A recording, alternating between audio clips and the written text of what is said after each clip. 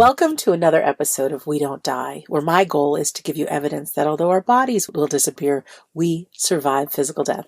I'm your host, Sandra Champlain, author of the international best-selling book called We Don't Die, A Skeptic's Discovery of Life After Death.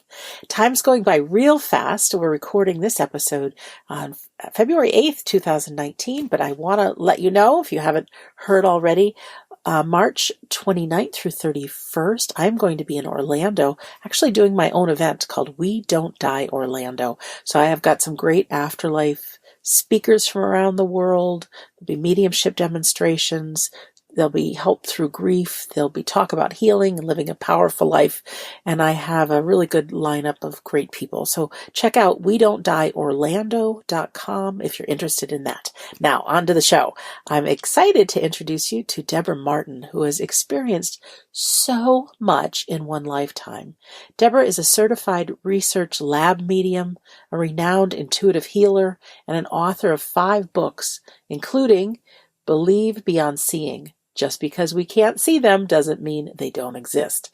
And Soul to Soul, True Stories of Evidential Communication from Loved Ones in Heaven. She has had 3 near-death experiences. Coming back the 3rd time, she was given the gift of healing and has developed a technique that no one else in the world is doing. Deborah has done thousands of healings and readings worldwide.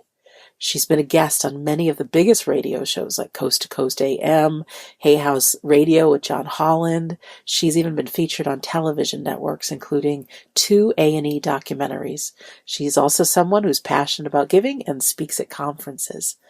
Deborah has witnessed many miracles and is passionate about sharing the following messages: that life exists beyond here, that miracles do exist, that through our greatest hardships come our greatest lessons, and to never, ever lose hope. There's a lot I haven't mentioned about her, but you'll find out more in her words on this episode. You can also visit her website, goldenmiracles.com.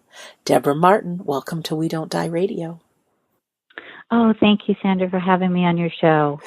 I'm excited to talk to you. As I'm reading the introduction, I'm feeling like I'm opening a Christmas present, and it feels quite nice. I got the chills when you said that. That's beautiful. Yes, and I love to share my toys. Hi. Hi, thank you. I'd like to begin by saying we all are one, and many of us, all of us, are going to go through shifts in our life. Some are happy and some will be traumatic. We can't help those. But through those shifts are our greatest gifts and our greatest lessons. So if we can look at those and find the blessings in them, they will help mold you into the person that you are today. And that's what's happened to me. Some of my worst, you would call them nightmares, but they ended up giving me the greatest gifts. And so when you said, yes, I don't ever want anybody to lose hope, because you don't know what tomorrow brings. And so when you're struggling in your deepest despair of whatever it is, a loss of a loved one, or you have an illness, just don't lose that hope, because something can transpire within that day or even the next day. And so what happened to me is my first shift happened in 1997.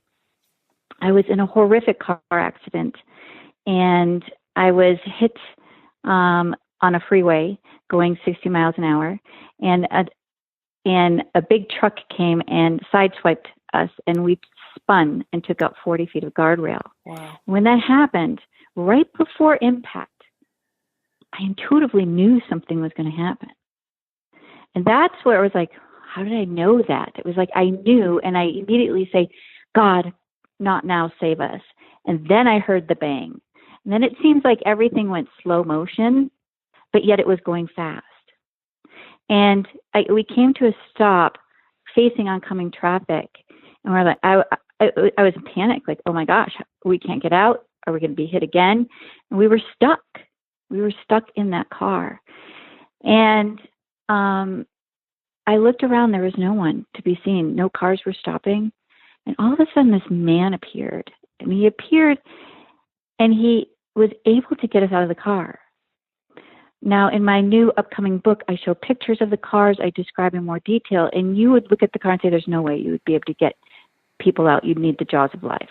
Who were you traveling with? So, Can I ask? Family, friends? I had 2 girlfriends with me. Okay. We had been out watching a basketball game, I believe, or it might have even been football, but it was the same night that Princess Diana had her car accident. Wow.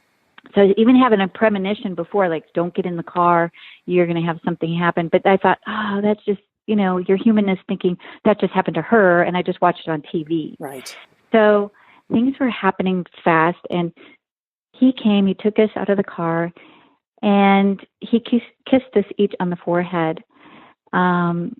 And he went to the left, and when he went to the left, all the fire trucks, ambulances were coming from the right. So I looked to the right, and when I looked to the left, he was gone. So what happened with that shift is it opened my spirituality as who was that person? Where did they come from? And my spiritual journey began, and I started attending seminars, and, it was divine intervention. I prayed. Someone came, took me out of the car. And I walked away with very minimal injuries, which is a blessing in itself. Then, again, in 2000, I was in another car accident. This time, my car was totally stopped, waiting to turn left. So I was in a turn bay. And there was a man in a diabetic seizure that was traveling about 60 miles an hour, and the police were in pursuit to get him off the road. Well, I am the person that got him off the road. He struck me. And when he struck me, my car spun into oncoming traffic. Oh, my gosh. At that moment, I knew nothing was going to happen. I was just sitting there like, it happened. But what was interesting with this one is I was now somewhere else watching what was happening to me below. Like I was there before impact, watching the car spin, watching everything happen. And then there was this beautiful being behind me with this really soft but stern voice that said, "Are you ready? Are you ready?" And I'm like, I knew that meant to die. Right. And I said, no. I have 3 kids. I was a single mom. They need me. I need to go back. And I was kind of like panicked. But then I was watching, and I'm like, there's no way I'm going to survive this. There's a truck carrying tractor equipment that's going to go over me and crush me. Oh, my gosh. And so in a split second, after I saw that, I was in my 4-door Honda, which was now a 2-door Honda. All the glass had been broken, and everything that was in the car was out on the street. My seatbelt had broke. My seat had broke, and I was in this little part in the back seat. And I crawled to the front with a mouthful of glass, and I had 2 people at my window. One was a police officer that said, I'm so sorry. We tried to get him off the road. And the second one was this man, and he was really shaken. And I was just really trying just to come to from where I was and what was all happening. And I heard the police officer said to the guy, "Are you okay?" And he goes, "I'm really shaken. I don't know what just happened. But I'm the man that's driving that truck that's pulling those tractors right here. And somebody took my steering wheel and put me into oncoming traffic. I don't know how that happened, but I should have crushed her." At that moment, I remembered and went, oh my gosh, I was somewhere. I heard a voice. I was in another dimension. We don't die. I was ecstatic, like I was somewhere. And that's when I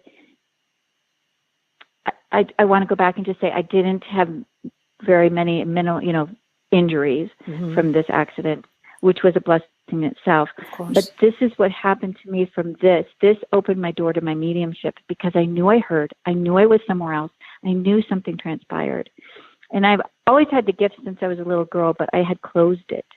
And so I feel Spirit really was saying, it's time. And so I went, it was in 2004, so the accident was in 2000. So 4 years later, I went and got tested by Dr. Gary Schwartz and Dr. Julie Beisel through the Veritas research program. Mm-hmm. And that's when I earned my lab certification of mediumship. So that opened the door of pretty extraordinary for anyone who doesn't know who they are. Being tested by them is a big deal. Mm-hmm. Yes, it was not easy. It's a 9-step program. They can even look it up on the windbridge.org website. They tell the process of what we had to go through.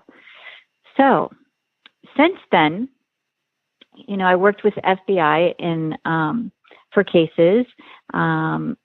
I've also solved a murder where in the murder, there wasn't an investigation. There wasn't police happening. No one knew that this person had passed.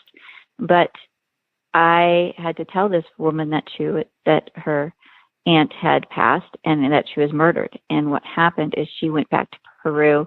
She took the evidence of who, why, and how with the names and the descriptions, and she was able to find him. And he is serving 20 years in prison for that. So that all of that just was like my mediumship was heightened. Yes. So my third shift. So in my second shift, it was out of body. In my third shift, I have an out of body experience as well. And this one, I was really, really sick. In 2011, I started to get really ill, and I was being seen by the Mayo Clinic. I was losing all dignity and hope. I was down to probably under 100 pounds, maybe 90 pounds, but I couldn't eat or drink without severe pain. And I lost all ability to have bowel movements. So it was like you couldn't leave your home. I was always in pain, and I was ready to die. I really was. I wasn't frightened. I was just ready to go. Yeah. So it gave me the compassion for people that are ready to go, and people, how could they be ready? Because you get to that state where you just know that there's a better place, and that this body isn't working anymore. So I was asking God, please take me. And on 1/21/12, so January 21st, 2012, I laid on an angel blanket and was asking God, I'm ready. And what happened was I started seeing spiritual surgeons come into my room, and they started working on me, and I'm like, what is going on with me? And so I let them, but it was painful. I had to witness them going into my stomach, squeezing out this green pus, and I was in a lot of pain, but I knew that this was something that maybe I needed to go through. Well, as that was happening, all of a sudden, I felt like I was taking my last breath. And I started transcending, and I started floating upward. I saw bright white light. That's all I saw around me. I didn't feel scared. I felt safe, and I felt a lot of love, and I was in no more pain. I looked in front of me, and I saw these great big arms reaching for me. And what's interesting with this is now I felt my spirit was watching what was going to happen to my body, because now I saw what I call God holding my body as I was a child, as if I'm a child being, carried to bed. And I'm like, ooh, I must be really sick. So I'm seeing everything playing out. And he took my body and he put it on a beam of light. And as the body was there, my spirit stood next to what I call my God. Now, there was a glass coffin next to the beam of light. And I can remember how beautiful that was. I even wanted to sit in it, but I knew I'd probably better not. Yeah. So God took me to this place. And he said, it looked kind of like a cave. And he said, this conversation will be between you and I. No one else in the universe will be able to hear this. And he showed me that we all have a lifeline contract, that we're born with it.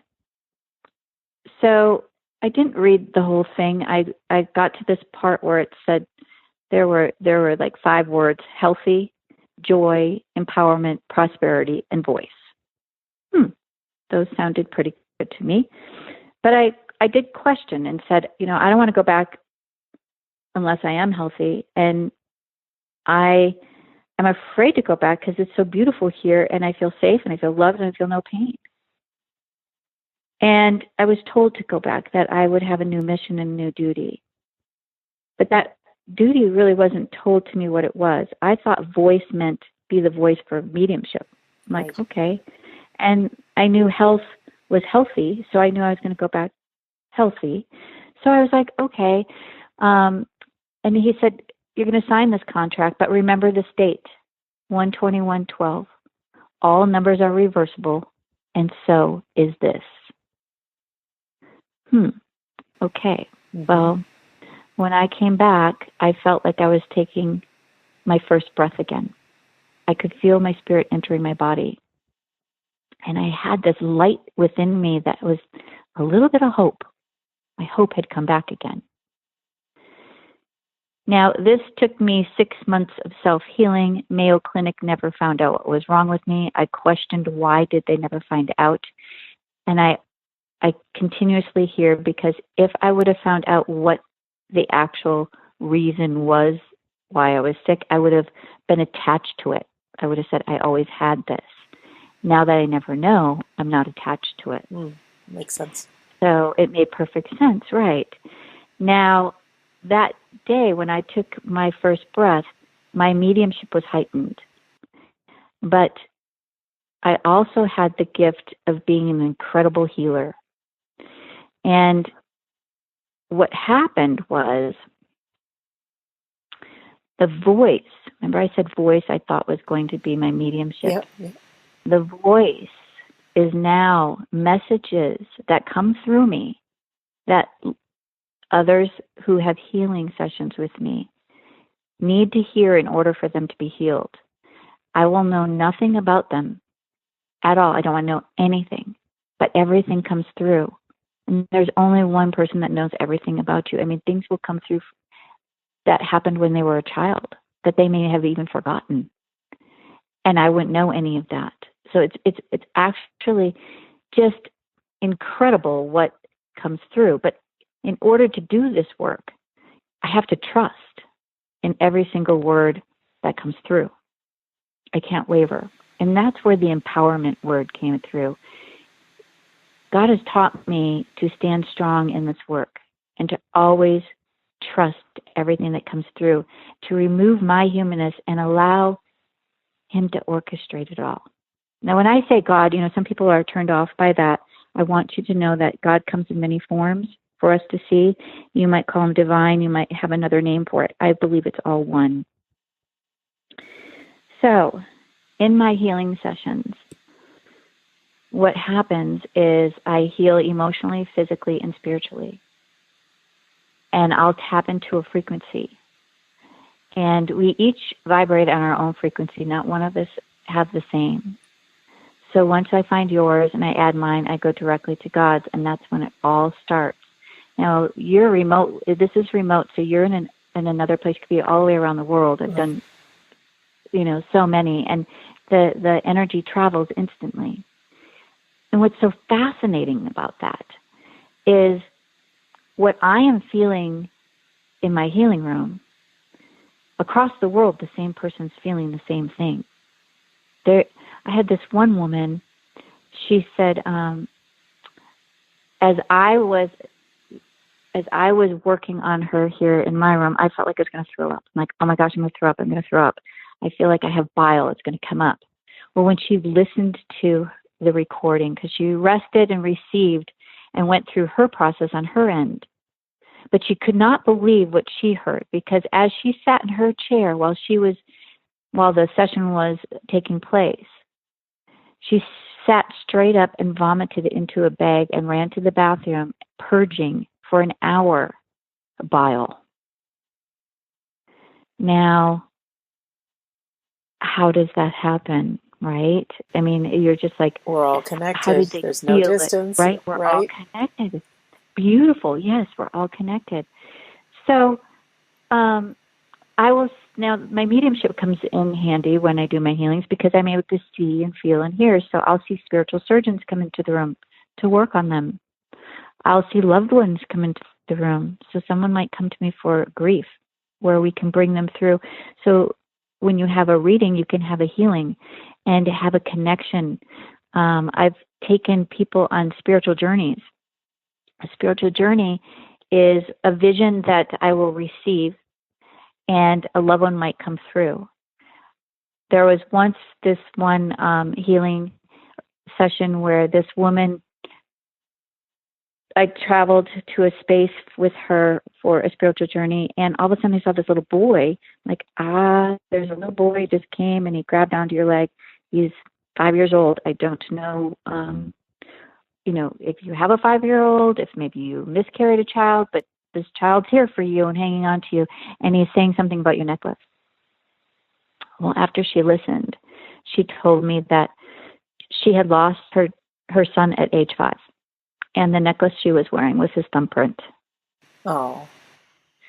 Yeah, so the peace that she got knowing that he was right there for her. So the healings go on so many levels. Like, so if somebody wanted to have a session to say, I want to connect with my child or my husband, or, then they give me the relationship, and I put that in my prayer saying, God, can you bring this person forward? And we let it all transpire. But they do come forward and they have messages for them. Now, healings, there's one thing, healings can be a process. Okay. Right? Like sometimes people can get a healing instantly, but sometimes it can take a process. And sometimes they come in a form that what we didn't expect.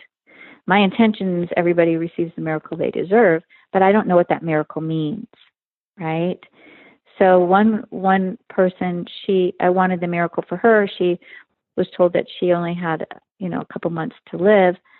And her miracle was that she was able to heal old wounds that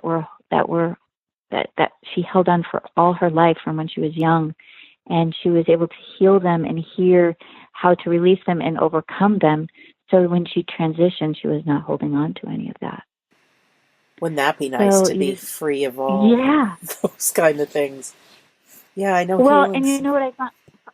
Go ahead. Sorry, yeah, when we hear healings, often the mind goes to physical healings, and I'm sure you've got stories of those as well. But there's so much emotionally and mentally that we've been trapped with all of our life, and to release some of that's a healing, a miraculous healing as well. It is. And, like I say, healing can be a process too, where you might have to do some work in order to do it, right? That it might take some time. I've been working with a woman that has liver cancer, and she's gone, it seems like we go one step forward and she goes 2 steps back, and she's like, well, I have so much faith and hope, and all of a sudden I just lose it again. And she went from 40 pounds, now she's 95 pounds. Wow. And she has no cancer in her body. Really? Yeah, no cancer in her body. But do you know what? It's been a process. She never lost her hope, and she had to do her part of, I can do this. I am healthy. I am whole. I am healed. There was things that she was supposed to do, eating properly. Like, you can do healings for people, and if they don't take it serious, I mean, we could tell somebody, okay, you need to drink a lot of water today, rest as if you really had a physical surgery. And I don't know what they're going to do. I can't hold their hand. They could go out and have happy hour, right. And so they have to do their part too. But there was one that didn't have to do his part. He was very skeptic. His name's James Venny. And he had non-Hodgkin's lymphoma of the brain and the spine. Wow. And he came in, and he was a doctor too. And so he came in for the love of his family, like, well, what do I have to lose? And Exactly. okay, Try kind it of like, everything. I'm so skeptical. Well, all right, this is going to be interesting. Well, 1 week after he was diagnosed, he went back to the hospital and had a spinal tap and a brain scan. And 1 week from his healing, he had nothing left in his body, no cancer. Wow. And so, you know, and he even asked me, because he was like 70 years old. He even asked, like, well, why would God choose me? Like, I'm old. And I said, there's no limit. Why wouldn't he? You know, we are all deserving. And he hikes today. He's happy. And it's just miraculous to watch. So I never know what each person's going to receive, but it's just amazing to be able to see the transformations and what people do receive. It's really nice, Deborah, because I'm even thinking with me and my mission, I think I'm the last person on earth that would ever be talking about the afterlife. And my subtitle of my book is A Skeptic's Discovery of Life After Death. So that makes me the perfect person to share, because I can share that flip side. And him being a doctor that was more into mainstream medicine but had nothing to lose, it's those kind of miracles, I think, that can not only within himself open up his spirituality, but when other people witness that, it can really, it speaks volumes. It does, and it really shows. It spoke volumes for me, and it was like, okay, look at the miracles that are transpiring, and I get to, you know, I do my part, and then I have to trust and send the MP3, the recording, all over the world, not knowing anything that's wrong with them, going, okay, I just sent this MP3 and I told this man that he has brain cancer, or I just did one with, you know, that had wearing a kidney bag on your left side. I mean, they get very detailed of what's going on in the body, and I have to take on the pain. Like, when I go through the healing, I physically feel their pain. And you would think, well, why would you want to do that? That's, you know, that sounds so awful. But it becomes undeniable when I feel it, that I can't question what I'm feeling. So that's God and the spiritual surgeons allowing me to see what they're doing. They describe in detail what's being done. And when I always see the emails back and say, how would you have known I had a kidney bag on my left? Or how did you know that I had brain cancer? Or how did you know at age 7 that I was abused and that my father did kill my puppy in front of me? Oh, how did you know that? Yeah. I forgot about that. And I thought I healed from it, but how could she have healed from that when she was 7? She didn't even know how. So, Deborah, there's so much through. Can I just ask, because you mentioned the MP3? So if I had a healing with you, it sounds like we don't talk, that I'm maybe lying there and you're doing what happens, and then you send an MP3. Do you know what I'm getting at? Okay. Yes. Okay. So what happens is you're in your sacred space, whether you want to be outside, whether you want to be in your bedroom, whether you want to be on the couch, sitting, laying down. And you can be anywhere in the world. And now I'm in my healing room. And so I tell you, 11 o'clock on this date, we are going to have your healing. I want you to sit, relax, and receive. There's nothing that you need to do on your end. You may feel energy and you may feel emotion, because I will cry if I feel God come into the room. They may feel, why am I crying? But they'll understand later. So they don't hear me. They're just receiving. And what I find fascinating with that is, like that lady, she was throwing up, and I was saying I was going to throw up. So when they listen to the recording, so I record the entire session, and then I send it to them. So an MP3 means it's condensed, so I can email it. Right. And they just click the button and they listen to it. And that's when it's really miraculous, because they're like, what? How would she have known these things in my body? And it's actually better than being in person, because this one lady that I did, she's like, I can't believe you told me that my body is higher on the left side than the right.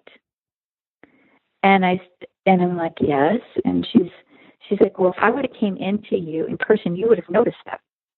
because I have no, what I said, left side is higher. I have no right breast. So the other side is higher. And if she would have been in person, she would have laid on the table. I would have seen that. But I don't see anything. All I asked is for them to send me their picture, and I place it on my abdomen, and I become their proxy. So proxy means I become what they're experiencing. They're going. That makes sense. That makes sense. Mm-hmm. That's why you're feeling the pain and feeling it all and seeing the surgeons come in. Right. Amazing. And so then, and I never know what's going to take place. I stand in prayer. I hold their picture, say their name, and say, I remove my humanness aside. I allow God to orchestrate this healing, and I remove all my responsibilities, because I don't want to have that fear of, I really want this healing for this person, because I do. Every person I do. Of course. But that humanness can get in the way, because then all of a sudden you're thinking, this is what I want. And sometimes people will email me, I've been struggling with bowel movements, my bowels and my colon for years. Well, now I know that, right? So I place that in the prayer, but I don't want to necessarily just concentrate on there, because it could be caused from something else in the body.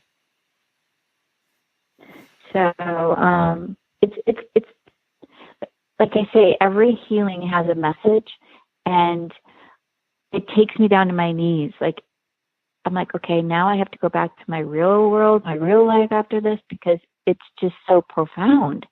And I cry. I cry at every session with gratitude of what takes place, and the visions and the words that come through.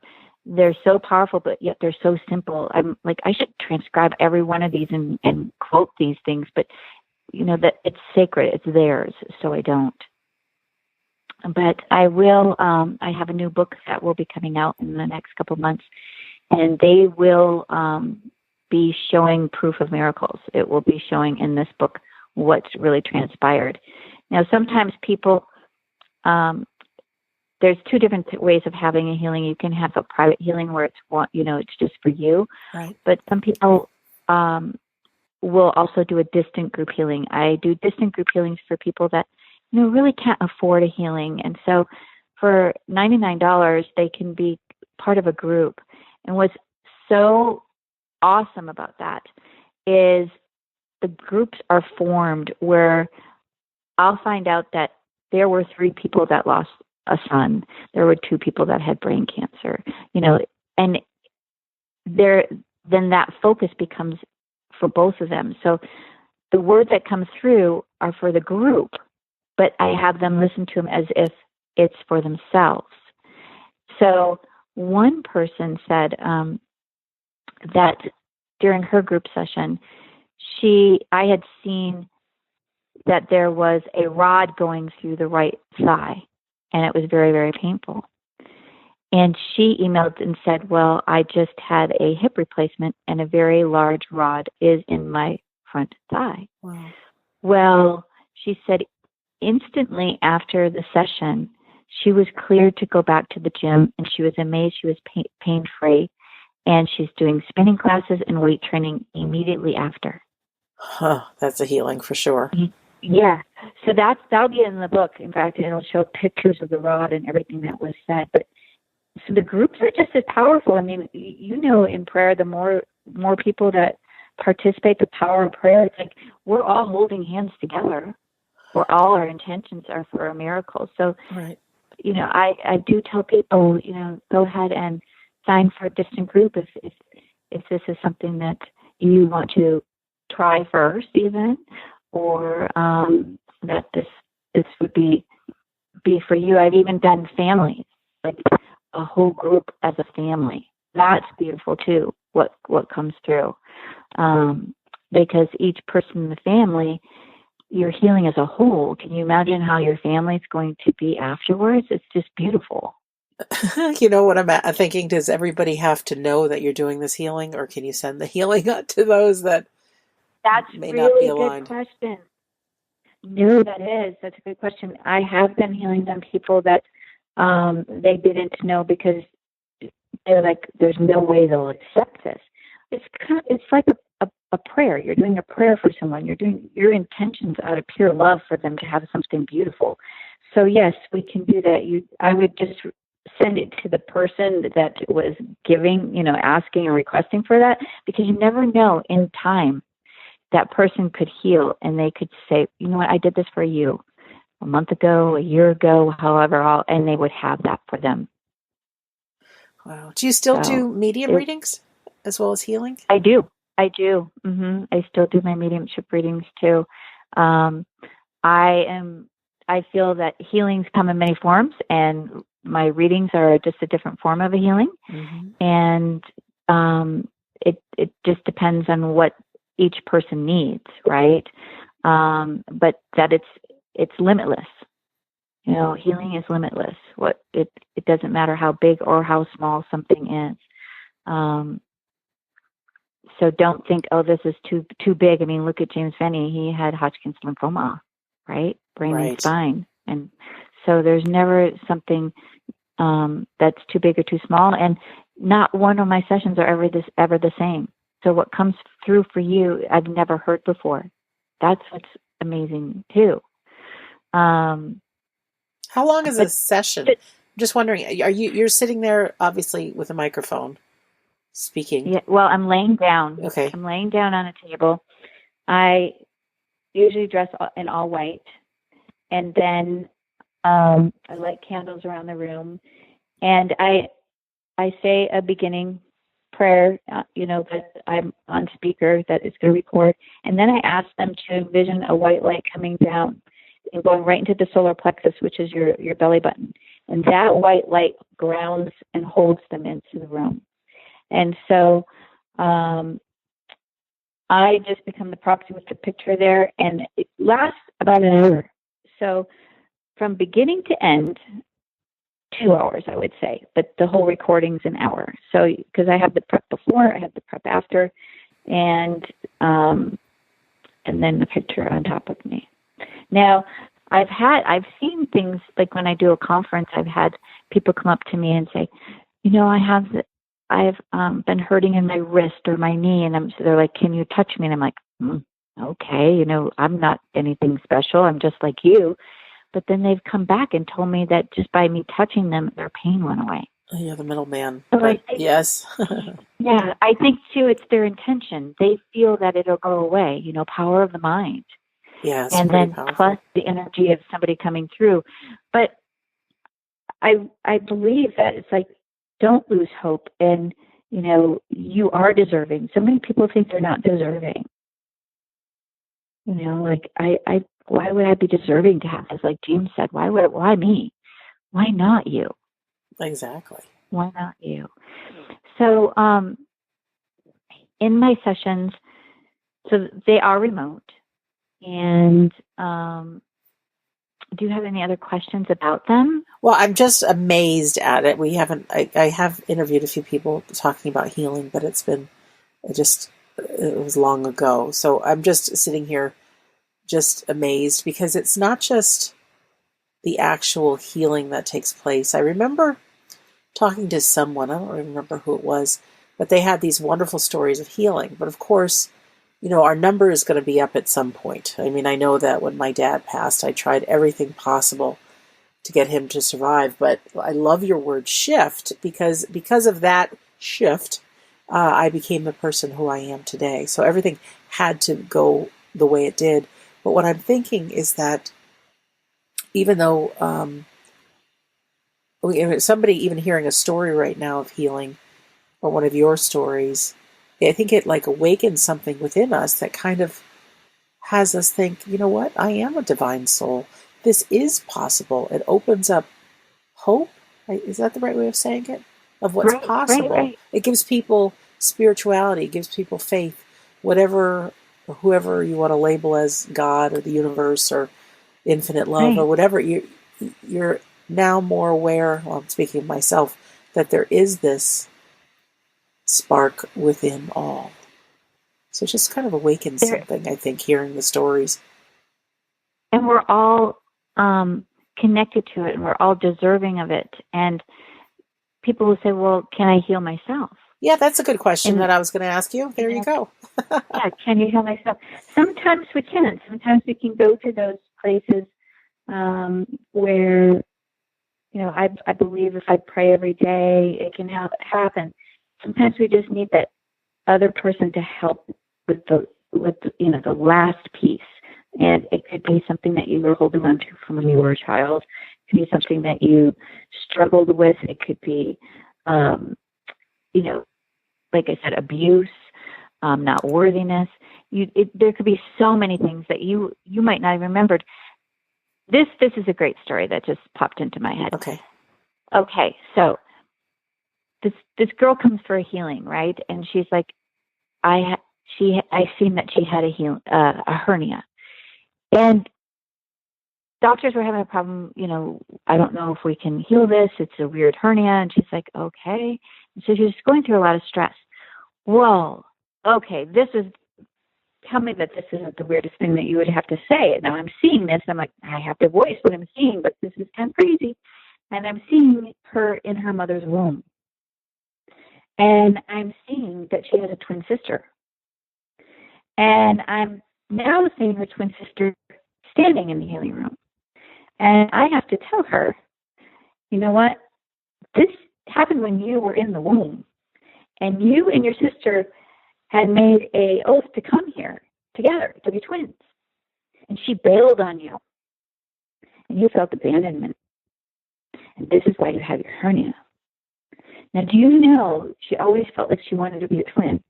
But she went to her mom and she said, Mom, do you think there was ever any evidence of, me having a twin? And her mom started crying and said, I just didn't think it was worth telling you. What was it you were going to gain from it? But yes, you were a twin. Wow. There were two sacks. There were two sacks, but the other one wasn't found. So she didn't even know it. That's what I'm saying. So sometimes we don't even know what it is. That could be that was that cord, that hernia right there that was attached to her sister. Interesting. Yeah, and as a hearer going, okay, this one's different. Have that happened to you also with medium readings, that you're coming out with something that just sounds like absolutely incredible, but you've got to say it because the spirit person's telling you. Oh. And the person yes. says, yeah. I did. Can you tell us the story? Yes, I did. There's this woman that I was told to connect with, and she didn't even know what a medium was, like, who are you, what are you? But her son went missing, and it went on international news. And I said, I've never done a missing person that's alive. I've helped people that have passed, but not alive. But I'm being told by Spirit that the raven, the bird, the raven, will show you the answer. And she said, what? And I go, I know. I'm just telling you that the bird's going to show you the answer. Now, she flew to Germany, and I was with her. She would send me emails probably every other day, and I was kind of her lifeline. She was able to share with me her gut feelings that she couldn't share with family. I mean, this is traumatic. You're looking for your son in another country that is foreign to you, that you are trying to get authorities and whatnot to find your son. Well, her husband had told me that she was going around looking at a raven going, are you my raven? Are you my raven? And there weren't that many. But when they would show that she would question. Well, it came time when they had to leave to their stay, and they didn't find their son, so they were going to have to go back to the States. And she decided to go down to this river, her and her husband. And she went down to this river, and a raven appeared. And she knew. And the raven looked at her, and she looked at the raven, and she looked at her husband, she looked back at the raven, and she looked at the river. She's like, I have to go down to the river and put my hand in the river. So she had to walk. It's like a half of a football field to get to these one steps. She walked, she got down to the steps, and when she bent down on those steps, that same raven flew down right next to her. And when she put her hand in the water, the raven put the beak in the water. And she knew that her son was in that river. So she thought she would have been crazy, Right. and was grateful that her husband witnessed all of this. And so as she proceeded to get up and walk back up this hill, hundreds, she said it was like a movie, hundreds of ravens flew over their head and landed by the river. Hundreds. And so when they flew back, the very next day, they got a call from authorities that their son was found in that very same river. Wow, Deborah. So, when words come to us, and I will say this to anyone that's listening, don't discard them.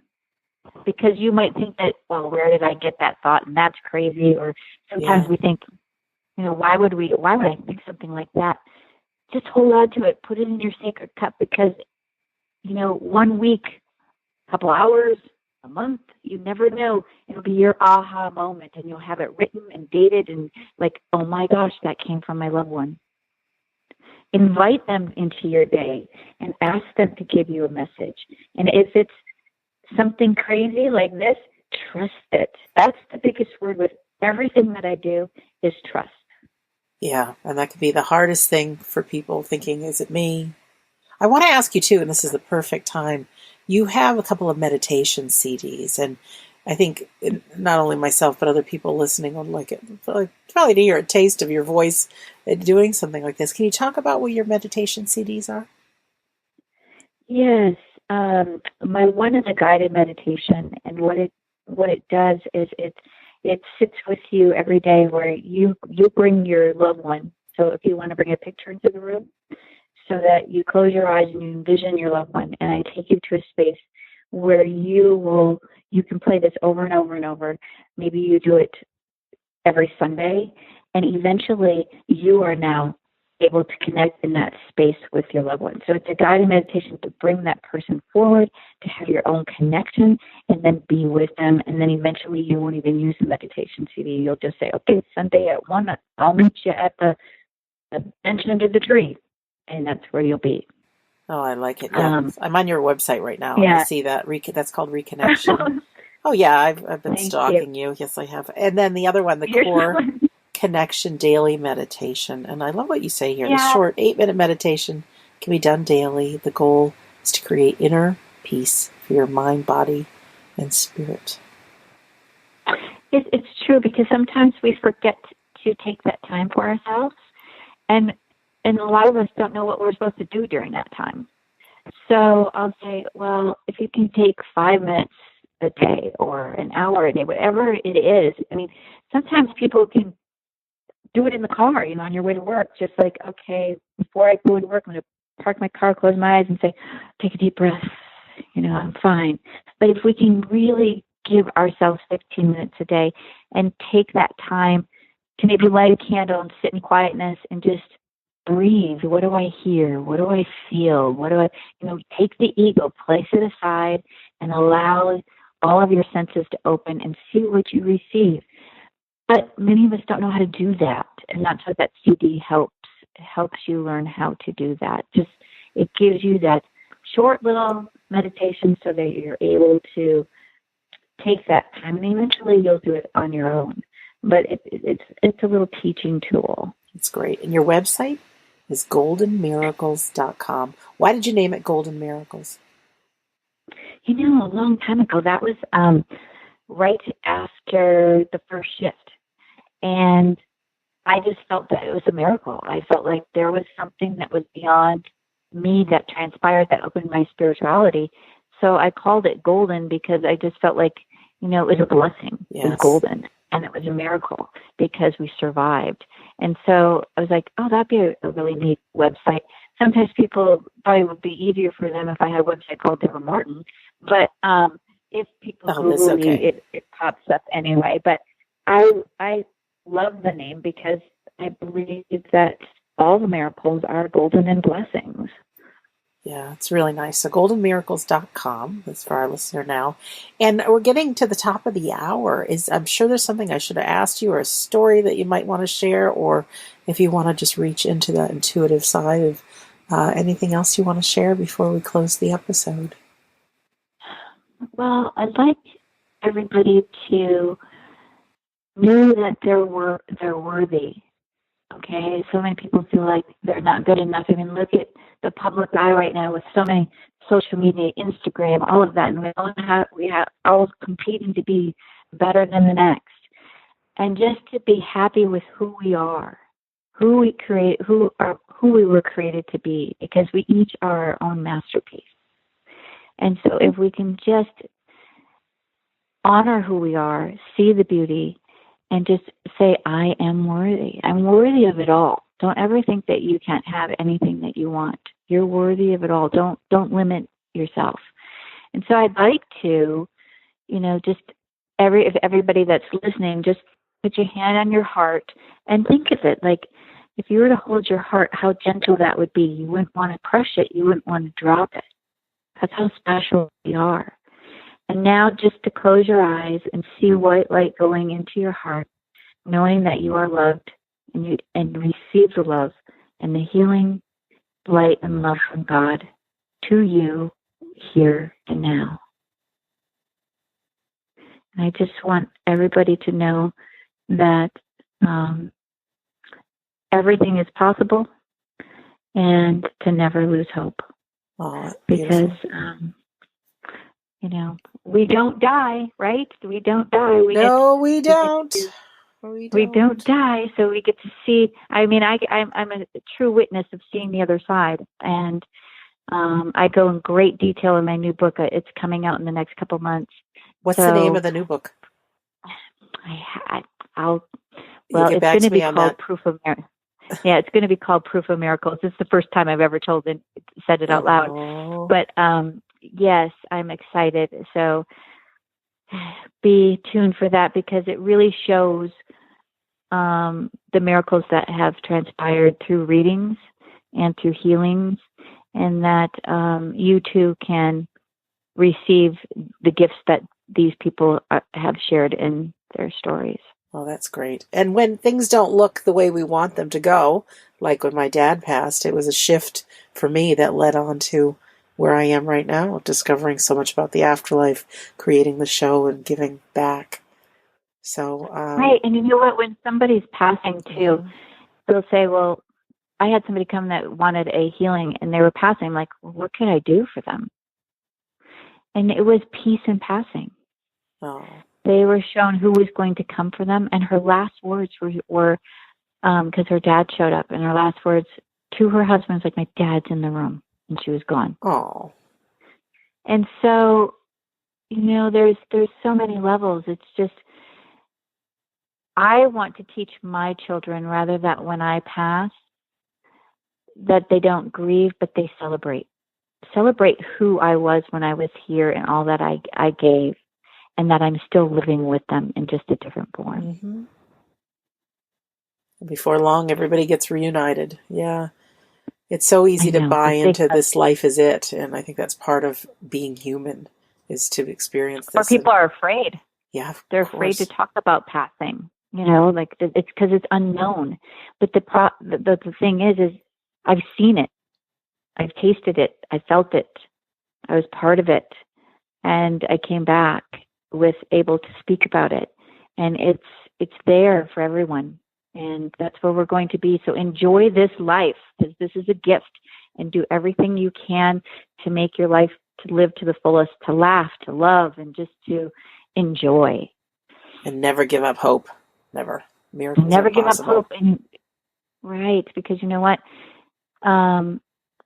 Every day is a new day. And when people are struggling, I always say, go in the mirror and smile. It's not easy. When you're in your deepest despair, it's hard. But that one smile will make that little light inside of you go, okay, I feel a little bit better. Mm-hmm. You need to have a spark before you can have a flame, right? And you're just igniting a little bit of... That's just what it is. True. Do you know, earlier, before I called you, Deborah, I have like a mountain of responsibilities, and I just had that, like, I just can't, I can, And I thought, what's the spark for me? And this, people that are my age will get it, but I put on a little Billy Ocean, Caribbean Queen. I started dancing around. That lit the spark. It totally transformed who I was being. And, whatever it is, a smile in the mirror, a piece of music, calling a friend, Right. loving yourself, putting your hand on your heart, that spark is available to all of us. But it takes something sometimes. It takes a little bit of action to get it to glow. So, Deborah, thank you, my dear. Yeah, surround yourself with people that bring joy. Yes. Some people, when we don't feel good, we think, oh, I just want to be by myself. That's awful, helps. being by yourself, but it's what we were screaming we need, but being around Right. people is the opposite. It's just great. Right. Thank you. Thank you. And for our listener, thank you for spending this hour with Deborah Martin and I. And again, you can go to goldenmiracles.com. All past episodes are available on WeDon'tDieRadio.com. I've got a very healing audio called How to Survive How to Survive Grief. Also, over 4,000 people now are part of the We Don't Die Facebook group. So just a shout out to all the listeners there. And if you are a Facebook user, you can definitely join our group. We talk about all things that we talk about on this episode, and it's a good place to just be yourself and share. And we're there to love you and support you and all good things. So in closing, my name is Sandra Champlain, and I've been your host on We Don't Die Radio. I do believe that life is an education for the soul, and that your life here on earth is important. And just thinking about some of the things Deborah said, when times get tough and, these shifts that you have can really set you so much further in your life. And I do think we're here to experience and grow. And it is sometimes hard to get out of our head, but I love that last bit of advice. Be around people. In fact, coming up in just a couple of weeks, We Don't Die Boston is around the corner. And then in the end of March, WeDon'tDieOrlando.com. You can check that out, whether you're grieving or just somebody who wants to be surrounded by love and witness some miraculous things. Come, put the mind and the ego on vacation for a few days. So once again, thank you for listening, and I'll be back on another episode of We Don't Die Radio. See you soon. Bye.